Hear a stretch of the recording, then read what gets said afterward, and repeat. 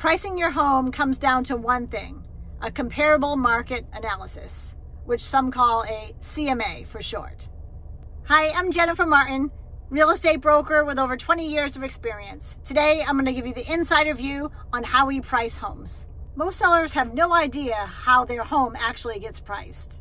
I'm going to go over how we actually price a home. We're going to go over comps, how we make adjustments, what we're looking for, and how we actually compare your house to other properties before determining your listing price. Data point 1, sold price versus listed price. So when looking at comparable homes, you want to look at the sold properties within the last 90 days. The last 90 days are current properties that reflects the current market condition. So we always want the most recent sale to show what the current market is doing. So we look at the recent sales. We do consider active properties, homes that are currently for sale, as this shows you your competition. So the active listings also do get looked at when determining a listing price, as we do want to be competitive. But basically for a CMA, what we're looking at are recent solds. A list price is what the seller was hoping to get, and the sale price tells you the true value of the house. So one thing I've mentioned in a previous video is actives showing where the market is going. So this is also true. Recent sales show you where the market's been, and active listings are telling you where the market is headed. So even though we use sales for value, because that's what appraisers do when they're valuing a home, when a house is listed for sale and it's in its active status, we will not know its true value until it's sold. So we do need to look at the solds. But when you're in a declining market, and the values are continually going down, we do have to lean more on the active comps.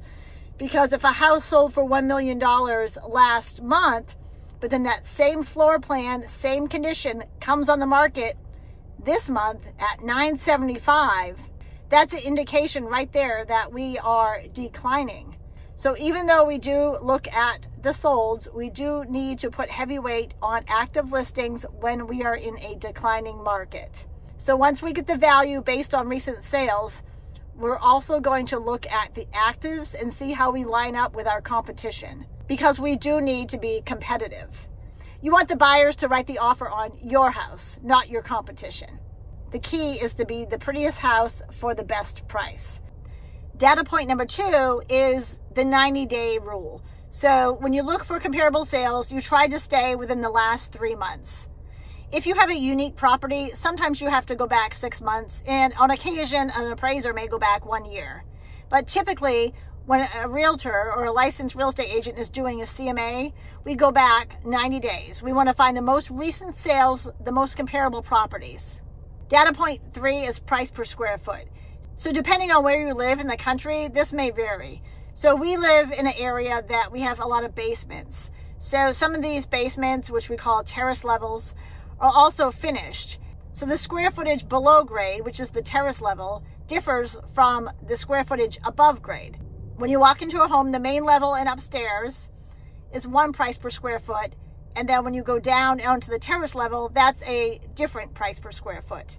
So the way the industry looks at it, when making adjustments, the terrace level has 2 adjustments. It will have an adjustment for the finished space, and it will also have an adjustment for the unfinished space.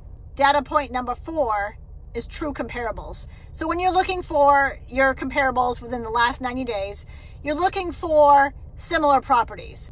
You're looking for homes that are similar in age, same neighborhood or inside a same school district, similar bedroom and bath count, similar square footage, similar style, and similar upgrades. And when I say similar upgrades, I'm also talking about the condition of the home.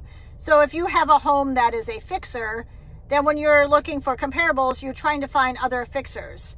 If you can't find a similar property within the same neighborhood, you have to go outside the neighborhood, but then you're looking for similar neighborhoods. So if the subject property is in a neighborhood with a pool and tennis, then you want to find a similar neighborhood that also has a pool and tennis.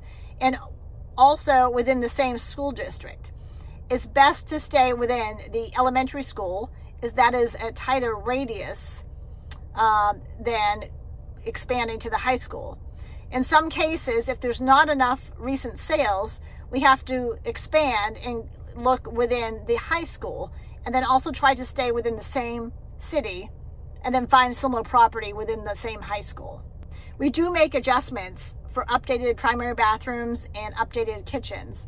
So if a comparable sale has a dated kitchen and an outdated primary bath, we do give you credit for that when making adjustments, because we know the buyers in the market are going to be more excited and they're going to be more willing to pay more for a house that has an updated primary bath or an updated kitchen versus one that hasn't been updated.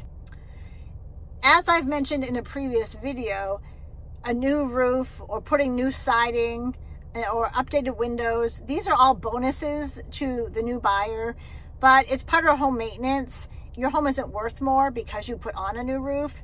It's just more appealing to buyers. And we're looking at comparable sales. So we're going to look at homes that are similar condition. Maybe a similar home doesn't have a newer roof, but maybe has newer siding or newer windows or something like that. So we do try to compare apples to apples. So similar house, similar condition, the comps also similar condition. Data point 5 is days on market. So we want to see how many days on market. How long did it take for your comparable homes to sell?